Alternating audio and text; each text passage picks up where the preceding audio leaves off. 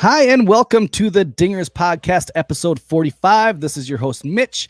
I'm here with my boys, Jeff and Kevin, and our friend, Crawly. How are you guys doing tonight? Not bad. How are you guys? Doing well. Got a guest on. How are you doing, Crawly? I'd be doing better if the Cubs would hit against a pitcher with a 6 ERA, but hey, you know what? We'll let it go after this nice win streak that's been going on. Game's not over yet. Yep. That's the one thing, like every single series so far, you go into it, even Friday when they're down 5, a sense like, hey, we can still come back. We still have that feeling where early on in the season we weren't necessarily having those feelings, but we have to feel good. We have to feel really good after this weekend, after ending the Padres series really well and coming into sweeping the St. Louis Cardinals. It can't get any better than that. And just another dinger for the Cubs. Patrick Wisdom Tied it hits a up. dinger. Told you, Jeff. Kevin picked him. I should have picked him. Yep. So we'll get into our dinger picks and where we currently are at, but Wisdom just hit a dinger in tonight's game. We're recording on Monday night, and so they're playing the Mets currently right now. Kevin, do you want to run down last week's series with the Padres, and then we'll get into digging deep into the Cardinals series? Sure. So we got game 1. Padres won that one 9-4. Alzolay only pitched 3 innings, 5 hits, 4 runs, 5 walks, which was kind of unusual for him. 4 Ks. Happ hit a dinger. Something kind of nice. Marisnick was back. He went 2 for 4 with an RBI. There's a little bit of sloppy defense in that first game. Rizzo dropping a pop-up foul. Kind of some other kind of funky plays in the outfield.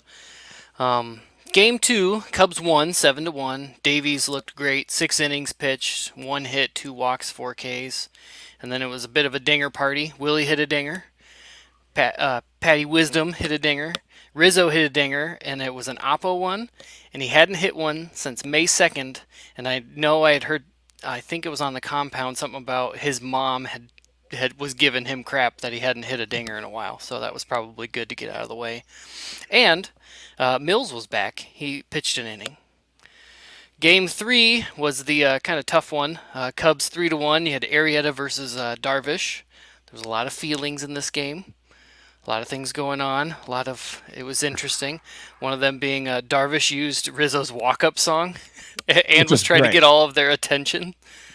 It was kind of funny. But Arrieta looked pretty good. 5 innings pitched, 4 hits, 1 run, 1 walk, 6 Ks. It's nice to say that he looked good then, and then things have happened. Tonight, not so much. Yeah. Jock hit a dinger off of Darvish, and he did a little Tatis stutter step going around third base. That was kind of interesting. And then Alcantara also hit a dinger. Notice no stutter on the name this time. Getting better. Keeps hitting dingers. I have to keep saying his name. So that was kind of our pretty good series against the Padres. It's always nice to win the series, to go out to San Diego, kind of bounce back after some rough games before then. And then we had the Cardinals series. Game 1, Cubs win 8-5. Game 2, Cubs win 7-2. And Game 3, the Cubs win 2-0. It was really nice to sweep them on national television. Yeah, that's the thing. Like 2 games, national television, all of America watching, and the Cardinals get swept. Like, that's huge for the Cubs, huge for our fan base. And I mean, as much as we've talked in our podcast about hating those national broadcasts, it was good to beat them and actually perform well during the national broadcast games. But man, Wrigley being back to 100% capacity, that has to feel great. One thing that we do on kind of just get into right away, and we can ask Crawly this right away, is the weekend series. Yeah, it's great. 100% capacity. The city was buzzing. It was fun in the stands. You had the beer snake on Sunday night. I was at the game on Friday, and it was electric. It was fun. You had the Rizzo at bat, but we didn't sell out. There was some open seats, even by us. We're right behind home plate. There was some seats open. What do you think? What do you think the reason is for that, Crawly? You know, it's hard to fathom, and it could be multiple reasons. I mean, here you are, you're talking about beautiful summer day, right? You got a weekend series. Cubs, Cardinals, and the Cubs are in first place. That's just a recipe for an automatic sellout every single year of my Cub life, and it didn't. So I was surprised to see that. And I don't know, maybe people are just not ready to be comfortable being that close with 40,000 people. Maybe, the pandemic, maybe people financially are still hurting. Other people, I really can't put a good answer for you because it really didn't make any sense. And the Cubs this weekend put out all the stops. Mitch, you and I are wearing the City Connect hat. They wore that jersey and that hat Saturday night. So that was kind of like a big deal. Who doesn't want to go to a Saturday night Cubs game in the summer? I just can't even fathom that. And so Friday they had all the Hall of Famers when you had Fergie and Billy and Dawson and Sandberg and Lee Smith out there. You had Bill Murray. You had everything, and it was a fun weekend. It really was. But I would say that Major League Baseball, should kind of take this as a warning because I lived through that 94 strike. Okay. And right now you're seeing a lot of talk with owners and player reps, and it's just getting heated. And after everything that happened, I think there's also like some people after COVID were like, you know what? I lived without this. I lived without going to baseball games. Now it's fine. And I'm not that person. I need to go to baseball games. But there are other people, I think, that maybe just take that step that look, the Cubs have some of the highest ticket prices. The beers are up to $12. Parking, fees, taxes and fees on tickets. So I think there are some people that are just like, I'm all right not going. Yep. Yeah. You would have thought even too that it's really hard to watch the Cubs, find them on TV to watch them. That like, well, I can't get them on TV. I'm going to go to a game. Well, that's still with that, but it did. Being there on Friday, what do you think it kind of meant to the city of Chicago to once again get back in the Federal Landmark, get into Wrigley Field all together? I think like that's one thing. Like my wife isn't a huge Cubs fan, isn't a huge baseball fan. She enjoys watching it with us or with together as a family. And she was at the game. My son, who is 7, was at the game with us, and which was his very first Cub game at Wrigley Field. So that was fun to just be able to like then point and say, hey, Andre Dawson, Ryan Sandberg, those are the guys that I grew up watching right there. My daughter with us. The one thing that my wife pointed out that is so great about coming back to being 100% capacity is the camaraderie that we have. There's guys around you in the stands and things happen that are super exciting, like the Rizzo at bat and home runs happen and you're high-fiving people. You're talking to people like you've known them for years. And that 100% capacity just brings out some energy, and you saw the players kind of responding to that. Like, how much do you think this means to the city of Chicago of being back 100% capacity? It means everything right now. And David Ross credited that win Friday to the fans. And so I was there on opening day this year when it was, I think 10,000. And then I was there when they went to 25%. And I've been there when it was 60. And then yesterday was my first game at the 100% mark. But like you were talking about, it's a communal experience, everyone getting up, the crowd rising is one during that 14 pitch at bat and all the craziness that goes with it. It's just, it's weird. It was weird for me to be in Wrigley and not have it filled. I've been there before when there's been some bad lean years at Wrigley Field, but when the Cubs are in first place, there's nothing better than going to Wrigley Field in a packed house. You know what I mean? It's exciting. It's fun and everybody's into it, Yeah. Oh, you bring up the Rizzo at bat, man, that being there for that at bat, you have kind of those defining moments in different seasons that I remember, the 2016, everybody remembers the kind of the defining moment was during the season was the John Lester bunt against the Seattle Mariners, that the little sack squeeze bunt, that kind of sticks out of those games throughout the season. I feel like Rizzo's at bat's gonna be one that we look back on years from now. It's we will remember that day. And I remember it because I was there of every pitch you could see, you could just kind of get the feel, the crowd just getting louder and bigger and the moment getting bigger. And then for him to cap it off with a dinger, that at bat was amazing. Probably one of the best at bats I've ever witnessed. I was driving cross country trip and I was listening to Pat and Ron calling the game. And I think Pat and Ron have just done such a great job through all of this, especially not being able to go on the road. But now that they're, in the ballpark watching with the fans, he made he said something that when you were talking about this was your son's first game, Pat said, this is the type of game that you go to your first Cubs game and that's what you experience and you are hooked for life. Yep. Right? Just amazing. Yeah.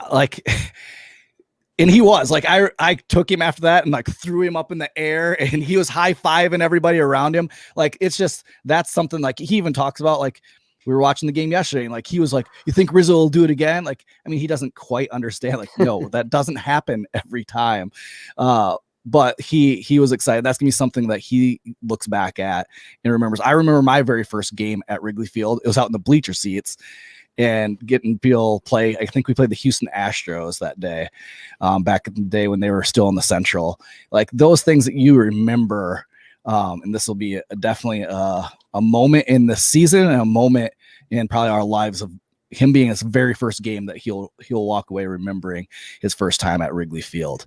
And not only that, but if you think about it, is that, the Hall of Famers are all there. And obviously we've lost a couple of them. And Mr. Cub, Ernie Banks, number 14, Rizzo with the 14 pitch at bat. Oh yeah, there's just that's some of the magic that's just Wrigley. Yeah, it is.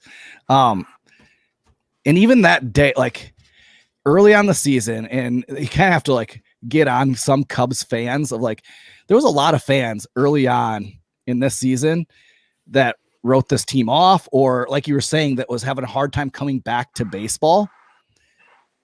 And I feel that has changed, especially this weekend of finally fans, and we will welcome you back. You can come back. We'll accept you, even though it's hard because we've been a better fan because we stuck with them through everything. But you could sense the fans even are starting to believe more and more in this team. Yes, we have our flaws. Definitely, a starting pitching needs to get better, which they have been better as of late. But do you think just Cubs fans are starting to believe and get a sense that this is something special? That I don't know if I've had as much fun watching a team that hasn't been the 2016 team since maybe 98. So I don't know. The thing that you look at here is that this baseball season was unusual for Cub fans. Okay.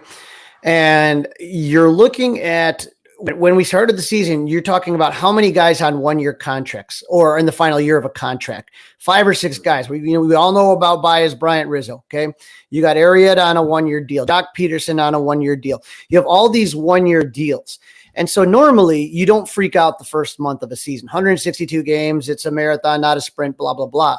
But for me, the reason that first month freaked me out is because I had the month of May 31st kind of, circled on the calendar, because this team, if they weren't in it, right? If they weren't in it, then you're taking a look at the possibility of Jed. Let's say they're 3 games out, 5 games out, 6 games out. Jed's would have had to make some decisions. Are we buying? Or are we selling? And now what the Cubs are doing, right? So that's why there was a lot of pressure on every one of those games. Okay.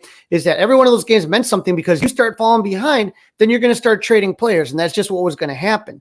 But now this is kind of like the Major League movie. I've seen some of those memes and stuff like that, where all of a sudden this team is forcing the issue with management.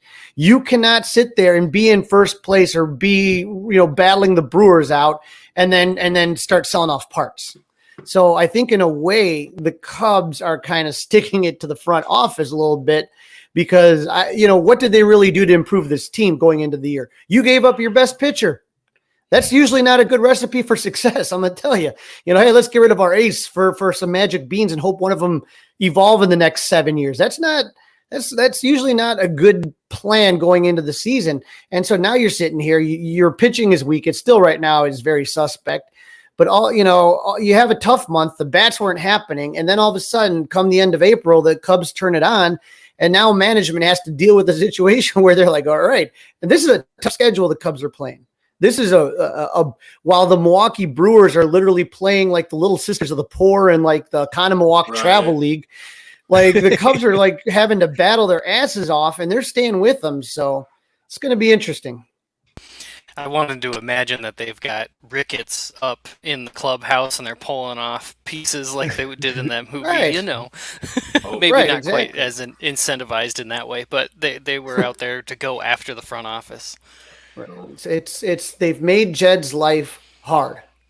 And so you have a situation where Crane Kenny was on the radio the other day saying, "Oh, you know, finances, they have what they need." Da, da, da. Okay, prove it. Sign somebody, extend somebody, prove it. Prove it. Words only mean so much. And so now we're here. You got your maybe not 100%, but you got 40,000 people in there. A big giant cup snake. I think, what did they estimate that? That was like a $30,000 cup snake when they added all the beer. 42. Like, $42,200. yeah. So, you know, it's one of those things that, you know, the fans have to just remind owners that we're the ones that are kind of footing the bill. You saw what happens when there's no fans there. You better not, you know, mess with this team in a way that kind of hurts it. And that's, like I said, you also have a TV network now that the Cubs didn't have before. They were part owners, 25% stake in the old Comcast Sportsnet. Now they have their own channel. You can't sit there and get rid of your stars and then expect people to tune in. Yeah. Yeah. Yeah. So, what do you think of Bill Murray's idea? The lemonade stand? Yeah. Here, I'll play the clip of it because it's great. Especially in these difficult political. Is there going to be sound, Mitch? Well, this is going to be kind of Hopefully, controversial. if it plays. Just said that he's going to get all the kids in Chicago to get their lemonade stands going, and they're going to donate to the Ricketts family to put out, because you can't expect the Ricketts family to flip the whole bill. And so I was like, I wanted to get my kids here in Iowa to like, here, let's make a lemonade stand and say, hey, we're even taking part here in Iowa. We don't have to just leave it to the kids of Chicago. We will help you too. But yeah, that was great. But yeah, they're gonna have to do something to show the city and show the fans like, hey, we're in this. Crane Kenny said it. Let's prove it. And the thing is, like, jump back to even why there isn't fans in the stands. Like, that might be too. Like, there's some people that are like, hey, if you're gonna sell this team off, if you're not gonna sign at least one of these guys and show us something. And they didn't this offseason. I mean, and then they traded Darvish. It's like they can see the writing on the wall. They know what Ricketts is like lately. And so that might be one of the reasons why there wasn't as many fans in the stands, because they're like, no, I'm not going to pay money and give money to this team. I'll listen to them on the radio, but I'm not going to pay to watch them, and I'm not going to pay to go to Wrigley Field. I'm not going to do that when they aren't going to spend the money on the players I love. So, yeah, game 2 on Fox. That was a big 7-2 win. Hendricks continues to just deal. Back to the old Hendricks, and you gotta love to see that. How nice was it to get Hendricks back to normal? It's weird. You know, he's always had first inning struggles. He's always kind of a little bit off that first inning, and a lot of pitchers are. That's not uncommon to Hendricks, but it's weird. It's like all of a sudden you're wondering if he's going to make it through the second inning, and then all of a sudden, just somehow, like right around the third inning, boom, it just turns on, and you'll see him like retire like 10 or 12 of the following 13 batters. So gave up a couple long balls, you know, but somehow just managed to kind of get it back in, and so that was great to see him kind of just able to turn it around and give the Cubs a quality start again. Just kind of be on cruise control out there. Like, I'm always amazed when he walks out. Like, if he gets in a little bit of trouble and he gets himself out of it, and he walks out the mound, is like his heart rate is like 40 beats a minute, just calm. Right. I think it was they were talking about it on the broadcast today. They talked to Rossi, and he said when he knows Hendricks is coming up the next day, he's a little faster to pull pull someone or use a couple extra relievers because he knows he's going to get a solid 5, 6, 7 innings from Hendricks. I thought that was kind of an interesting little, I don't know, the manager giving you a behind the scenes look, Hendricks on track, but I was there last night, and boy, Zach Davies, you talk about a guy that couldn't have had a worse April. And then all of a sudden May comes around and you're like, okay, this is the guy I remember that used to torture the Cubs. Yep. When he played with Milwaukee and killed us. All of a sudden now, I don't know what happened that first month, but I'm glad he turned it around. That was a really solid pitching performance yesterday. Yeah. And his spring training was pretty decent. I don't know. Like, I would like to go back. I need to do that. Go back and look at his stats in cold weather and see if that does play a factor in him personally in his outings. Because, his last 4 starts, he has a 2.17 ERA. He has really turned it around. And he's commanding, and he's getting a ton of movement on his pitches. And that's the thing that you got to love to see. Like, he was struggling with a little bit of command and being able to command his off-speed pitches, and he just doesn't throw hard enough to just throw that fastball. So, like, his ball was really moving last night, and he was just keeping him off balance the whole night. The thing is weird. I don't know why it is, but it seems like a lot of times when people come to Chicago as free agents, they struggle that first month or even the first half of the season. It's like, and I don't know. I guess I know Francisco Lindor. They've talked about his struggles in April and stuff like that. But signing the huge contract. But I don't know why. I think that there's probably a lot of adjustments that players who haven't played for a while in Wrigley. It's just such a different ballpark. It plays differently, like depending which way the wind's blowing and who knows what's happening that day. And I don't know what it is, but I'd like to kind of try to figure it out one day. I think it was during spring training when Jock was smashing the ball and hitting dingers all over the place that there were some guys in the dugout that were like, those look great here. You've got to bring those down for days when you need a line drive to get it out of the ballpark and stuff like that. And then seeing his struggle when he got into Wrigley for the first month, I do wonder if there's something about playing in Wrigley, playing in April in Chicago, that just affects players differently. Well, and left-hand hitters have always struggled coming to Wrigley in that first season. He hit one Friday. It went off the wall and we scored 2. But he thought it was gone. Like he was walking that one, and he's done that a couple times. He did that. Was it the Dodger series where he was walking and thought, and then it was a fly out RBI, a sac fly. Yeah. He's done that a couple times. But yeah, that made for a good meme, didn't it? Yeah.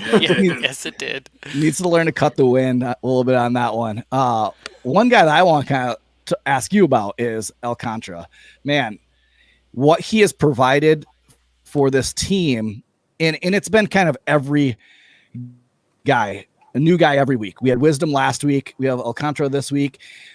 We had just guys stepping up, and it seems like all the guys that Jed went out and got that weren't big signings, he's hit on. He's got what he's needed out of them. The trade for Darvish getting Davies, he's kind of turned it around. It doesn't look as bad as it was in May.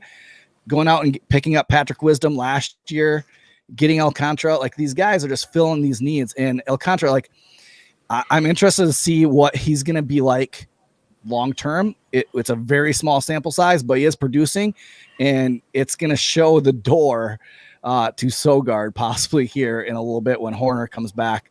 On Friday's game, I was sitting next to Horner's best friends from high school. They flew in to watch the game, and they were texting him. And so I was like, hey, tell him Mitch says hi. And so they had texted him, Mitch from the Dingers podcast says hi. And then I asked them, hey, when does he think he's going to be back? And they said he thinks he's going to be back for the Dodgers series, which is in about 2 weeks. So looking at that, who's the odd man out now that Alcantara is producing and doing well? It's got to be Sogard. There's really, he get picked off second again? He got picked off second tonight. It's just you're like, how the hell do you get picked off second? And so you got a lot of guys where, obviously David Bodie has a separated shoulder. I don't know if he's probably not going to be back anytime in the near future. But again, when you have Alcantara and when you have a lot of these guys, movable pieces, it makes it more interesting. When you talk about Jed hitting on some of these guys, what you're seeing and the big difference this year is that these hitters that he got to fill out the lineup, the trouble with the Cubs the last few years, 18, 19, 20, is you all had the same profile hitter. Okay. Yep. So 3 true outcomes, strikeout, home run, walk. That's all you ever saw. And so if the Cubs were on, they were hitting dingers all over the place. But if they weren't on, then they were striking out and they had no other way to manufacture runs. And even in the beginning of the season in April, it wasn't until guys like Marisnik and Duffy and some of these guys started to get regular at-bats that it really kind of changed the complexion of the team, because that's the value that Dexter Fowler and Ben Zobrist used to give you, is they used to give you professional at-bats, grind things out, get on base in front of the guys. And then once you have guys on base, well, you got to pitch to Bryant. You got to pitch to Rizzo. You can't just like play around with it. You know what I mean? So it really has changed the complexion of the team. Yeah. In our bullpen this year, if you could speak on anything of like being the backbone of this team, it's got to be the bullpen. The 9 relievers ERA is under 2.50, which is simply incredible. When you have Tepera, Chafin, and Kimbrel, when they pitch in the same game, the last 24 games, they have a 0 ERA, 40 Ks, and 6 walks. Right. It reminds you of the old Kansas City. That was 2015. Kansas City was just get through 6 innings, no matter how you do it, and then give it to the back 3, 7, 8, 9. And so these guys, bullpens are a fickle, funny, weird thing. They're hard to predict. What was good last year doesn't work the next year. And you got, there's other guys that Justin Steele, remember him, how great he was doing? And Rowan Wick has been pretty good over the last couple of years. There's just still guys that are going to come back. And you kind of wonder how this is all going to play out, which is a good problem to have. But you just hope that it continues and that these guys kind of just stay hot. Whether or not that's Hottovy or Borzello or the pitch lab, whatever it's doing right now, it's working. We just got to wait and see, what happens with these guys in the future and how they hold up and what they're going to maybe evolve into. Yeah, you talk about Steele. Getting Steele back would be huge. Another lefty in the bullpen. And I mean, you saw Nance. Nance has been lights out. Tonight, his command is just not there. Hopefully it isn't a sign of things further down the line of to come, but he's somebody you can just trust. It's been every single guy that you've thrown in there, even Maples. And he hasn't been in high leverage situations, but every single time they throw a guy out there, it's like, all right, he's going to put a 0 forward and we're going to come up and get some runs and win this thing. There's that sense of okay, we're good. We're good. Yeah, it's been great to just I don't even remember the last time we've had this type of bullpen ever in the cup, ever with the Cubs. Do you remember any time, Crawly? I mean, obviously 2016 is the one that kind of reminds you of things, but then they got hit with injuries at the end of the year. Yep. So if you remember, that was you had a lot of guys. Hector Rendon was having a great year. Pedro Strop was having a great year. And again, going back to the KC 2015 model, that was the whole thing. Get Chapman as an elite closer. And so it would be, boom, you give it to Strop, you give it to Rendon, you give it to Chapman. Then all of a sudden, Rondon and Strop got injured in August and September, and they never were kind of the same when they came back. They didn't have any rehab starts or anything like that. They just wasn't happening. So luckily, the Cubs were able to make it through. But that's when you look at a really solid bullpen. This bullpen has been one of the better ones we've seen in a long time. Mm-hmm. Yeah. So what are you guys' thoughts on the state of the NL Central and all the injuries, not only to us but the Cardinals? I mean, they got Swiss cheese holes everywhere in their lineup. What do you think? What do you guys think?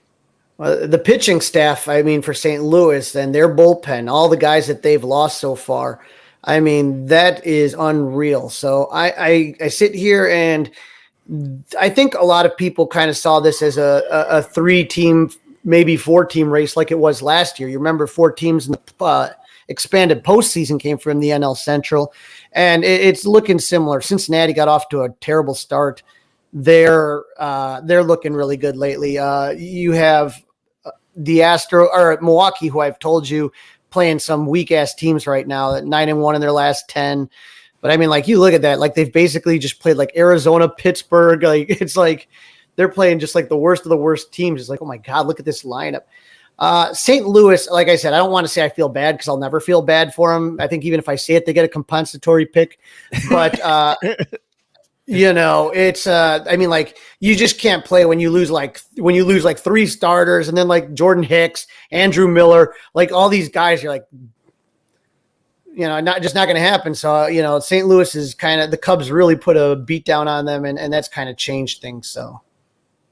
Yeah, and you look at like the run differential, like that's like Cubs are plus 43, like the Brewers only plus 10. The thing that is going to carry the Brewers is going to be their starting staff. Yeah. They went out and did the things that they needed to by bringing in Bradley, by bringing in I'm blanking on second base. Colton Wong. They did the things offensively to like help that lineup. I still think Cubs have the stronger team. Hopefully at the trade deadline, they prove it. Front office proves it and goes out like we talked about last week of getting a starter. We threw out names of who we would like. So go back and listen to last week's episode to figure out some guys that maybe the Cubs could go after for starting pitching to help this staff out. Hey, you know what the Brewers are going to have to slow down bringing in, though? Spider tack. That's exact. There's going to be a lot of. Everybody's going to be watching this, and we've heard it almost ad nauseum every broadcast now talking about it.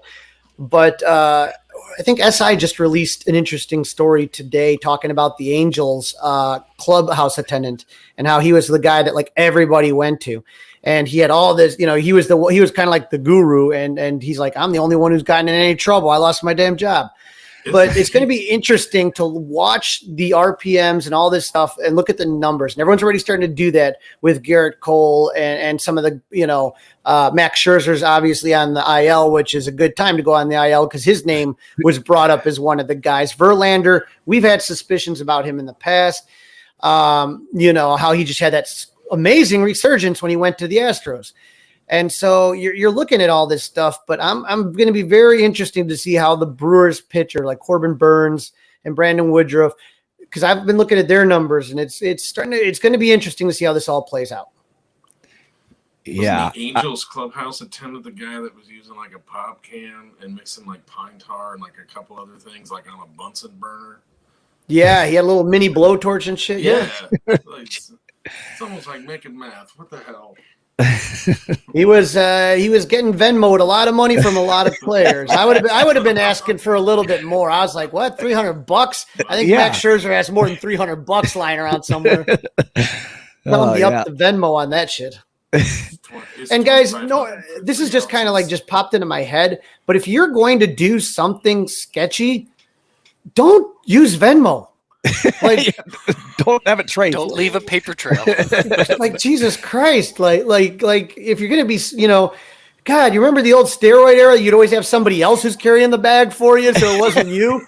Like, seriously, like, figure this shit out. Find, give your cousin some cash and have him mail it or something. Like, don't be so stupid.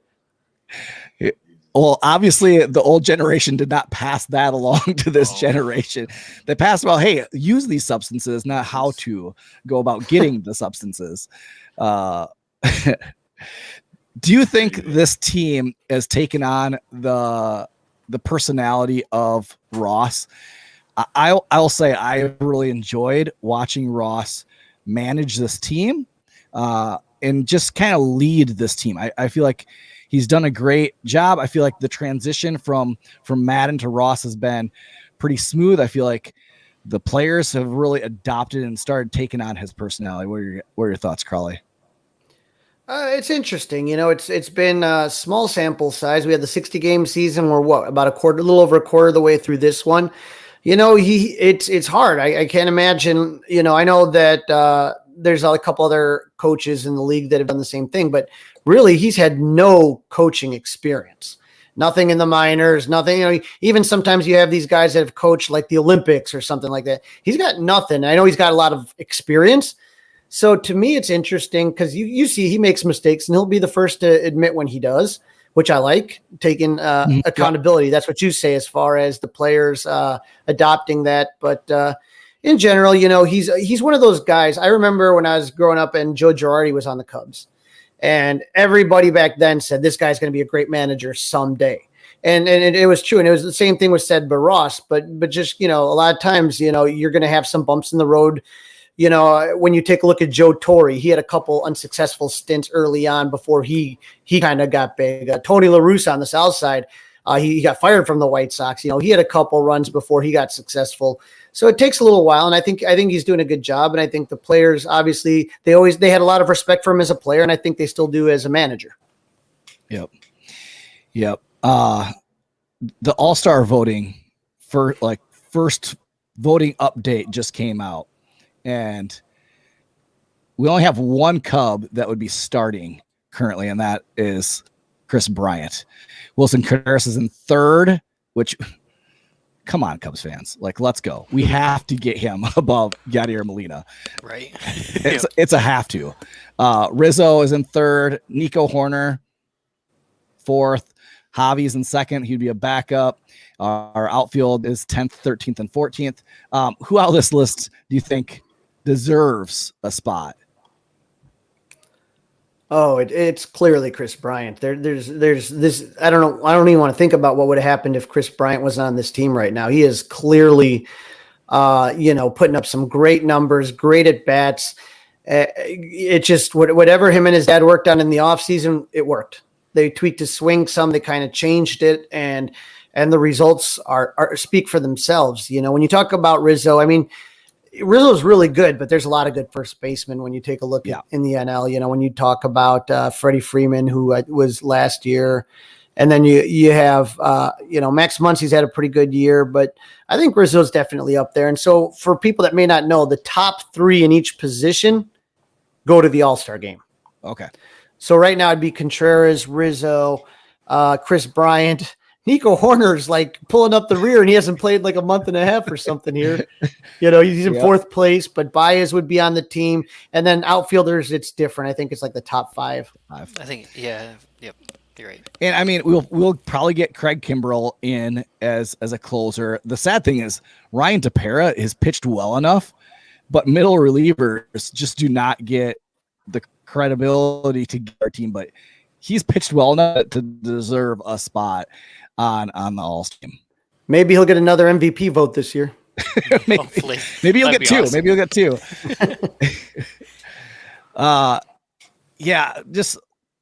We talked about a little bit before. Have you been a long time Cubs fan? Yeah. Huge. Like since you were, I mean, you grew up in Chicago, right close to Wrigley, correct? Not too far out. Yeah. So tell us a little bit of your story of being a Cubs fan. It's been 40 plus years Cub fan going to Wrigley. And so, it's just one of those things I always kind of think of myself as the Forrest Gump of Cub fans. I just kind of end up in the right place at the right time for a lot of just different events.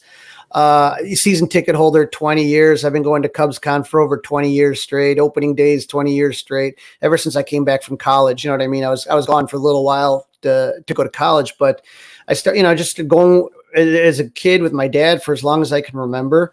And then I got into blogging, and then later on, just other things. I got into blogging. I had a website for a while. I do a podcast with, the Son Ranto show that we do and have a lot of fun with. And so I've just always kind of been my wife introduces me as Fever Pitch. There's a lot of people that'll be oh yeah, the Bears QB1, Justin Fields. And I'm like, who's that? I don't know. They're like, dude, there's other sports besides baseball. I'm like, I don't know. So I collect a lot of memorabilia. I was a ring bearer for Miggy Montero. So I gave Miguel Montero his World Series ring on the field on the second game of the season in 2017. I want to say it was April 12th.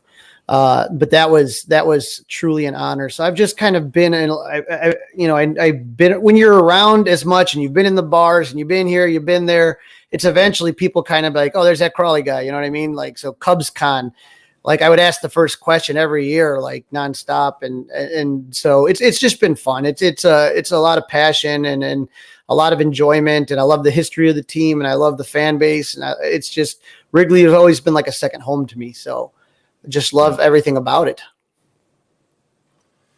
Well, it's pretty awesome that you got to be a ring bearer. I mean, what did they give? Like, was it 20 or 25 people got to do that? 20 people got to do it. So there's 20 of us. It's funny because I actually brought it up. I never thought I would get it, to be honest, because it was like, oh, we're not gonna let that Crawly guy win. But I actually was at CubsCon, and one of the best sessions to go to is the business operations session. Like that's where you really find out what's going on, like with the park, with the TV channel, with this, with that. And so it was 2017, and I remember when the White Sox won the World Series in 2005, they gave out 30,000 replica rings. And so that was my question to Crane Canyon. I said, are you guys planning on doing something like that similar to what the White Sox did? He said, no, we're going to have a contest. 20 fans are going to go on the field and give out a ring. And that was like the big story. Like, holy shit, that's like Willy Wonka and the Golden Ticket. You know, it's like, Yeah. who are going to be the 20, you know, and I have, you know, and so then it was, the funny thing is it was you had to make a minute video. So try to explain your Cub fandom in a minute. You know, I got 40 plus years Cub fandom. How do you get it into a minute? And so, you know, we kind of like, me and a crew kind of just put something together. But here's the thing.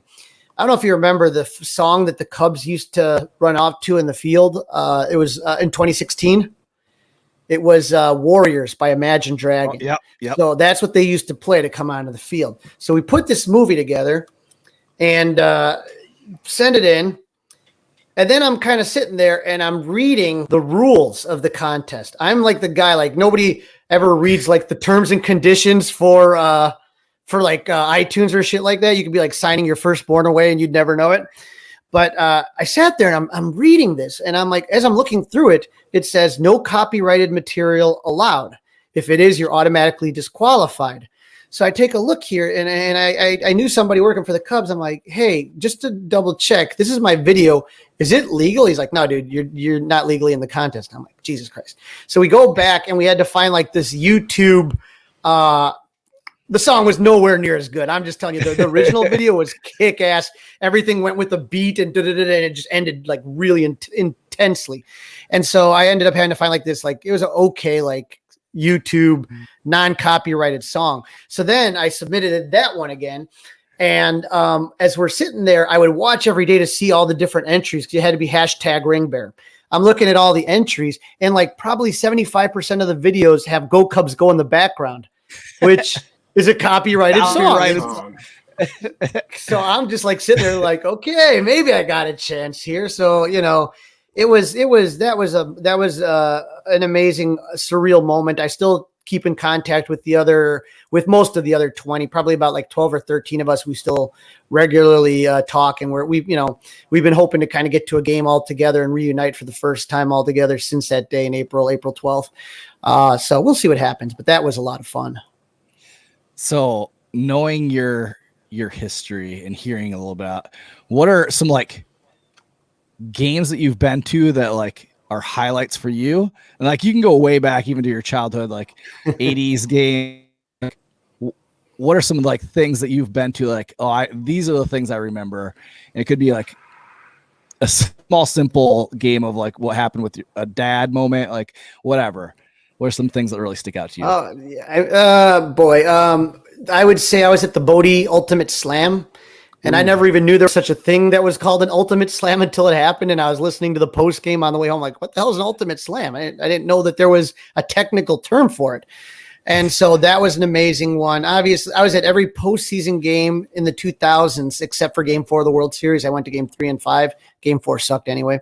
All of those games. The 2016, the clincher versus the Dodgers, Game 6 of the NLCS is probably one of the greatest games that I ever attended. The best fan interaction, the way that the fans were just hounding Kershaw until he got pulled. That was an amazing game. In 2003, I remember Sammy Sosa's home run in Game 1 to tie it up against the Florida Marlins. I was at the Bartman game. Trying to think, when the Cubs clinched. He was down to the bottom left of me. I'm always in the upper deck left field side, towards the outfield. But that was a bizarre one. I'll tell you that much. That was like nothing I had ever experienced in my life, and it's one of those things that as the story kind of goes, it just kind of it's weird because it's like people have different recollections, but the night I remember that night clearly. I remember everything that happened. I remember being there in the 8th inning, in my own head, which I never do, but I was doing it here. I'm like, I wanted to get because I got to get hats and shirts from everything. I wanted to be the first one to get the Cubs, NLCS champion shirt. And I had a shirt vendor guy that I knew, and I'm planning my route as the game's going on in the 8th inning. And then everything just went to shit so quickly. That was the biggest gut punch. And then I was at the Game 7 too. And when Kerry Wood hit the home run and the place was shaking, Miguel Montero, the NLCS Grand Slam, that was amazing. NLCS Game 1. So I've had so many great games, so many bad games, but more than anything, it's the people you meet along the way. So all of these, like I said, the thing I really missed most about Wrigley is I'm really close with a lot of the workers because I've gotten to know them.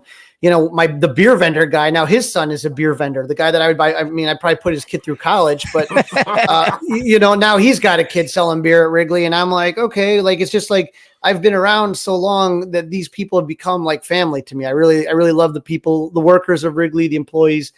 I think they're great, and it's always been a lot of fun. And then just taking friends or family to games. You know how that you were just talking about that earlier, Mitch. I have a lot of memories that I can talk to people like, hey, remember this? Hey, remember that? And remember when we went to this game and so happened, and it could be something stupid. It could be something like we did at the bars later. Who knows? But it's always been a blast just to be a Cub fan. Yeah. And that's the thing, even with us starting this, we started a podcast right before the pandemic is when we started our Cubs podcast. And the amount of new Cubs fans that we've been interacted with and been able to meet, and then some of the guys like you, Joe Kilgallen, Michael Bowling, some of the guys that we know, and now they're on our podcast. It's cool to be able to just meet and be able to just them and just sit back and listen, but just be able to feel like you've known them forever because of all the experiences. You bring up those games, I can picture where I was at and who I was sitting by, whether I was at Wrigley or sitting in my couch in my room, living room. I remember where I was at for the Miguel Montero home run, because I remember I was sitting on the couch with my mom watching the game on our screen. And so those type of moments, it truly brings Cubs fans together. And so that's the cool thing about sports. Cool things about our history is that.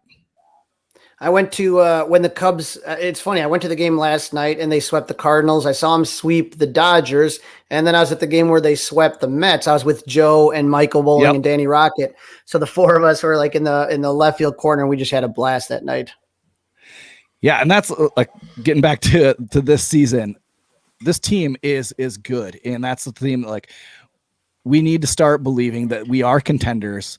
We have swept the best teams in baseball, the Mets. We've swept the Dodgers. We've swept the Padres. We swept. I think they showed the Pirates not the best team, but it's just a team we've swept. They put up there of the teams that have swept the most series. I think we're in second with 5, and so it's this team is a contender. It's time that we as Cubs fans, I think we've been preaching it the whole time, that we believe that this team can make the playoffs and this team can make a run. And it's time that everybody kind of jumps on board with that. And I think just follow Crawly on Twitter. He's a great follow. He preaches truth, and he isn't a bandwagoner. He's with this team 162, and that's what Cubs fans need. We need those type of guys that are going to be positive, have high morale, and kind of encourage us, even the times that the Cubs are struggling and we're thinking about turning off the TV. Those are the times that the Cubs come back, and we need guys like you, Crawly. So thanks for doing what you do. I appreciate it, guys, and thank you for having me on. Yep. Thanks for being on. Yeah, absolutely. Yeah, so follow Crawly, his Crawly Cubs at Crawly Cubs on Twitter. But yeah, thanks for joining us, Crawly. No problem, guys. You guys have a good show. Yep. Yeah. Go Cubs. Thank you. Go Cubs. Take care, guys. Yep. Yeah. So, Kevin, can you do a look forward to what we got in the next series? We are currently playing the Mets, and so the game is 5-2 currently in the ninth. So hopefully we make a good comeback. But look forward to who we got facing in the next couple games. Yeah, it's kind of interesting. Game 2, Alec Mills is taking the bump versus Walker. Game 3 is to be decided versus Heard he's Jacob really deGrom. good. I heard What's he's that? really good. Yeah, I heard yeah. TBD is really good. He's got about 9 different pitches. I mean, he throws gas and his changeup comes in at about 68. I mean, it's nuts. Yeah, he's gonna be a good one. Yeah, and he's going against deGrom, so he better be good. Oh, fuck. Then we got Kyle Hendricks taking on Marcus Stroman to wrap up the 4-game series. The Mets just took 2 out of 3 from Padres. Second.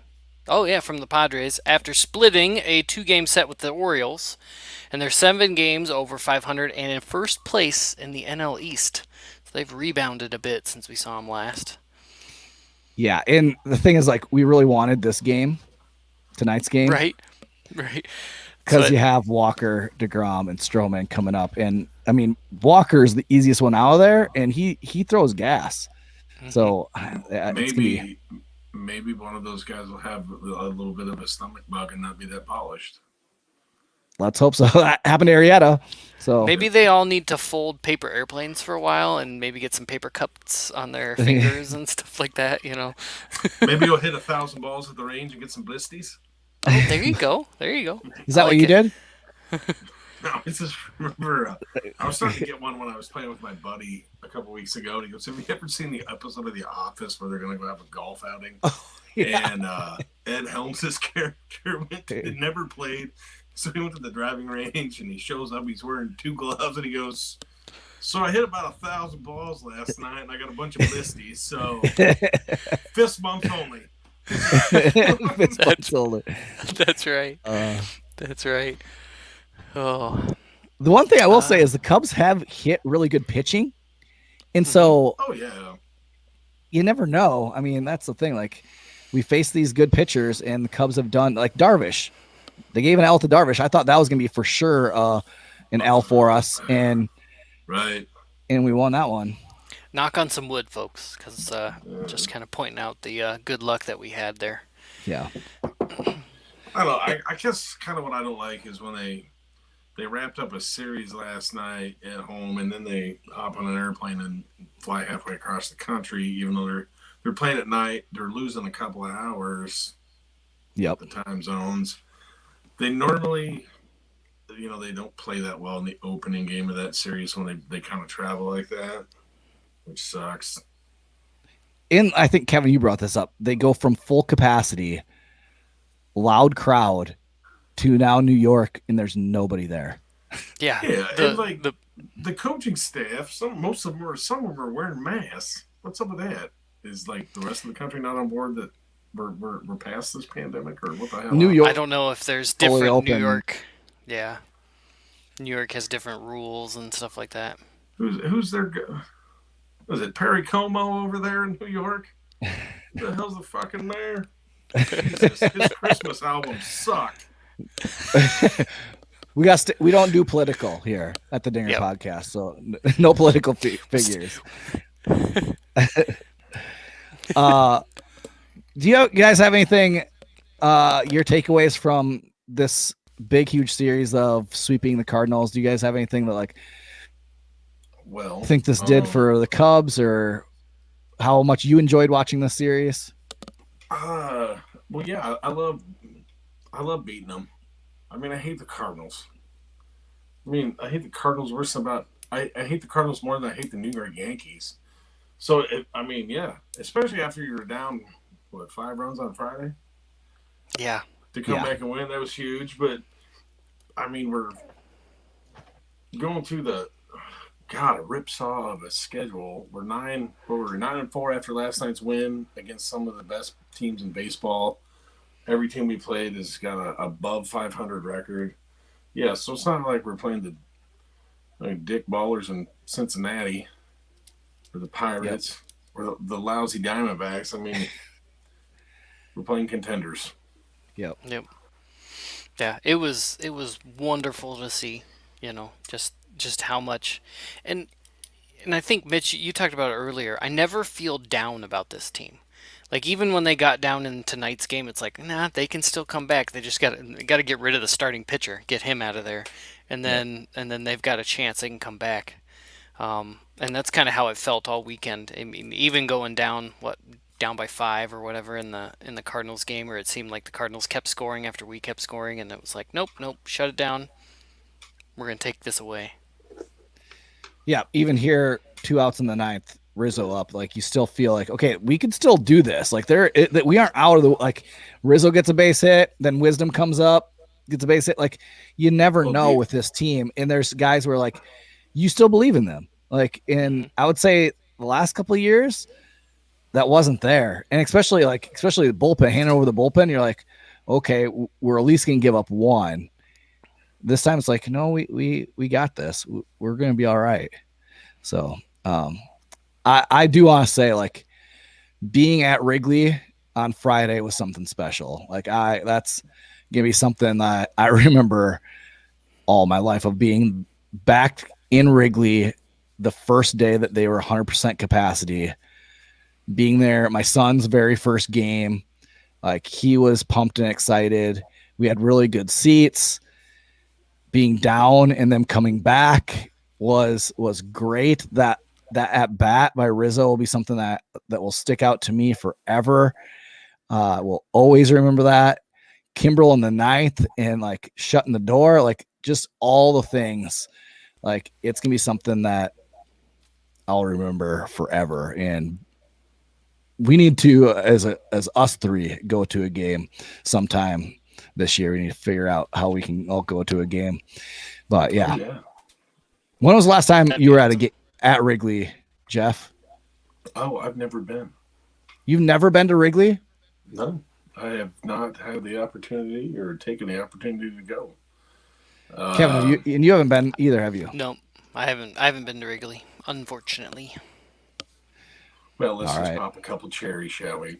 Yes. We need to get you guys going to Wrigley. Yeah. I'm not holding any part of a beer snake because I hate when drunks spill beer on me. So if that happens, somebody's gonna have to bail me out of whatever jail they. Well, that's what I wanted to ask Crawly, which we didn't really get into. Of is he pro beer snake or not for beer snake? Because I know there's people there's people out in the bleachers that hate. There's a guy on Twitter, Bleacher Jeff, hates he can't the beer snake. Can't stand him. He's like, we're here to watch a game. Quit beer snaking. We're embarrassing on national TV, playing our rivals. He's like, leave that to times when we're killing a team or we're getting killed and the game's over and done with and there's nothing else better to do. Do not do it on live TV. Yeah. I would personally rather do the beach ball thing over a beer snake. Yeah. I would. At least we don't do the wave like St. Louis. We just do the beer snake. Freaking jagoffs. Yeah, and for me personally, I figure all bets were off for the opening weekend reopening. Things are going to happen that normally don't happen. All that stuff. But free for all. Yeah. What were your thoughts of the City Connect jerseys? I actually kind of like them. I'd like a lot of people, they didn't like them when they first saw them when they were leaked or when they did like the promo like on Instagram or Twitter or whatever. But I actually like that color blue. Yeah, I'll probably buy a hat, even though I don't need another damn hat. I have so many hats. Yeah, I initially didn't like them. I agree. When I first saw them, I don't know. It was one of those. It needs that accent color of the powder blue underneath, and seeing the hat and the shoes kind of combo. Those shoes look awesome. I know I saw a lot of people on Twitter saying like, take the cleats off and sell those as shoes. You will sell a ton of them. But yeah, I thought it looked cool. I remember when they first started doing alternate jerseys and stuff in like college football, and I'm a Hawkeye fan, and Hawkeyes were like, never, like we will not do that. And then it was only a couple years ago that they started actually doing the alternate jerseys and uniforms, because it's kind of one of the things the kids like doing them. The high schoolers like coming up and seeing it. And every so often when you do something like that just to spice it up, it's like, okay, I kind of like that. For something a little different. Kind of like when every so often the National League football will do the throwback jerseys, throwback uniforms, and everybody except for the Packers and the Steelers look okay. And the Steelers, they look like bumblebees, and the Packers, there's just a lot of weird colors kind of going together. Yeah. Like, I liked it when they had the Navy Packers, when it was the Navy with like the yellow circle in the number. Mm-hmm. That year is cool. I saw something that they're kind of come out with ones from like 1929, and wait till you see these. Yeah. So if you're listening, you can tell that Jeff is a Packers fan. So if you're a Bears fan, now you know. Don't hate me. No, send all the hate that direction, because I don't like St. Louis, but I don't know. St. Louis and Packers, they're about neck and neck with who I don't like the most. It depends on the moment. Depends on if I see an Aaron Rodgers face or a Yadier Molina face. Yep. Punch them both. You have two fists. Yep.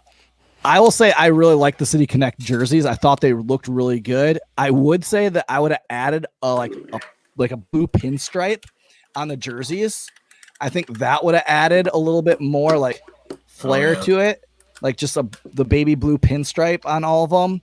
I did like the blue pants, but I really like the hat. The hat looks. When I saw people wearing the hat in the crowd, I was like, "Ooh, that." Good. And I have to definitely after the end of the game, I just looked at Lindsay. I was like, we're gonna go to the Cubs store over here. I'm buying a hat. Did the White Sox wear some this weekend too? Yeah, they're the South Side jerseys. I will give them credit. They look fire. They look really? they look awesome. I just saw a picture of Tony La Russa with his hat on. It was off to the side. Yeah, he looked like a dope. Forget where he's at. Hey, Mitch, I think were you tweeting about the jerseys, the City Connect jerseys? Were you tweeting about that? I saw your comments, and it was something about the City Connect and Chris Bryant's eyes. Ooh, yeah, my wife was like, man, that baby blue is really bringing out Chris Bryant's eyes. He knows how to fill out that uniform. I was like, oh, thanks. I'm right here. That's one of those. Oh, okay. Right here. Like, calm it down a little bit over there. Yep. That's what I thought. I saw you posting some stuff. Yeah. I mean, he did. I'll say he looked really good. He knows how to fill out that uniform. He looked good in the City Connect, the baby blue. You can really see his eyes. I do want to make it, because if you listen to the Locked On Cubs podcast, we support other podcasts here and the Dingers podcast.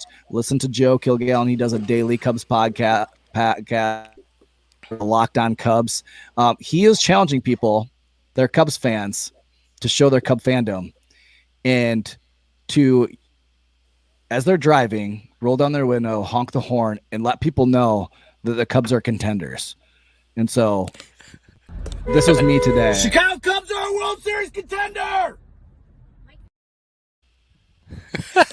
That's awesome. Are you sitting on the booster seat there? No. So let them know we're legit this year. You get on the bandwagon, get with us. We'll you back, even though you weren't with us in May or left us, and now we're 100% capacity. You want to come and drink beer. There's more to it than just the beer. There's some good baseball being played on the north side of Chicago on Wrigley Field, and get ready. This is a playoff team, and yeah. So let people know we're World Series contenders. Anything else you guys have to add for this episode? No, I think I'm good. I think I'm going to take Gil's question, and that might be a future topic. Okay. By the way, but what's Gil's question? Gil's question is, what would y'all do with Bodie and Duffy when they come back? But I think I kind of want to look at some stuff about what's the idea. What can we do when all the injured players come back? Yep. What would that look like? Yeah, that would be a good thing down the road. Yep. And we do have roster looks pretty good at this point. Yep. Next week we have Michael Bowling. He is Cubs media and does a lot with Cubs Twitter. So we're excited to have him on the podcast. Look forward to having him. He's so follow Michael Bowling on Cubs Twitter. But we have him on the podcast next week. And thank you for Crawly for jumping on. And if you are following us on Twitter or not following us at Dinger Cubs, and this episode is presented by Shy City Sports. Go to shycitysports.com, join all the forums, the Cubs forum, and all the podcasts, Cubs, Bears, Bulls, Blackhawks, you name it. All the podcasts are on there for all your favorite teams. So check out Shy City Sports for all your Chicago sports needs. Yeah, that does it for episode 45 of the Dingers podcast.